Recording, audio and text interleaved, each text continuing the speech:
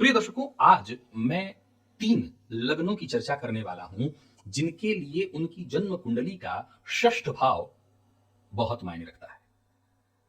और अगर आपका षष्ठ भाव किसी भी तरह से पीड़ित है, तो उसे ठीक करना बेहद आवश्यक है। जी हाँ, षष्ठ भाव आमतौर पर इसे जन्म कुंडली में देखा जाए तो पहला त्रिक कहा गया है, जो कहीं ना कहीं इसमें कहीं कोई दो मत नहीं कि जन्म कुंडली का जो छठा भाव है, इसे बाकी के दोनों और 8वें और 12वें की अपेक्षा सबसे ज्यादा बुरा माना गया है। और इस भाव के स्वामी जिस किसी भाव में जाएंगे उस भाव को खराब ही करेंगे, ये तय है।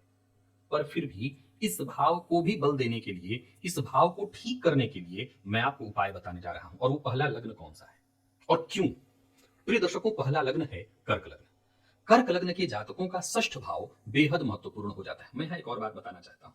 इसका यह मतलब नहीं है कि बाकी के लग्नों के लिए षष्ठ भाव अगर खराब है तो महत्वपूर्ण नहीं है। याद रखिएगा, हमारे जीवन में अगर जन्म कुंडली का छठवां भाव रोग रिपूर्ण का है तो प्रतियोगिता का भी है। और कर्क के लिए यह लग्न किस लिए महत्वपूर्ण है?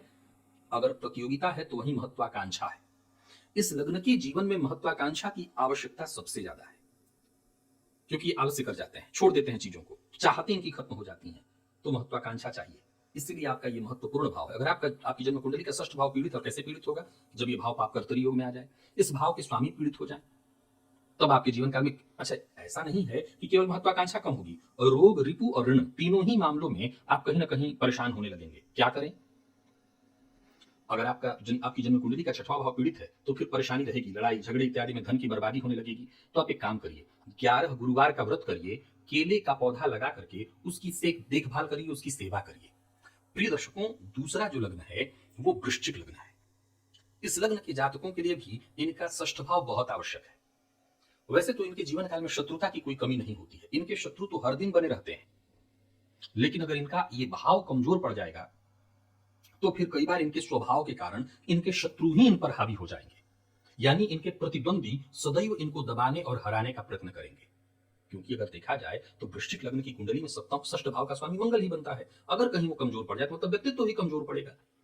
फलतः इस लग्न के जातकों का यदि षष्ठ भाव पीड़ित हो रहा है, किसी भी तरह से मंगल कमजोर हो रहे हैं, तो तांबे का सर्प सांप बनवा करके शिव जी के मंदिर में जाकर के दान करिए। और अपंग व्यक्ति दिखाई पड़े तो उसकी सेवा करिए, आपको इससे बहुत फायदा मिलेगा। और तीसरा लग्न मीन है, यानी तीनों जल तत्वीय लग्न।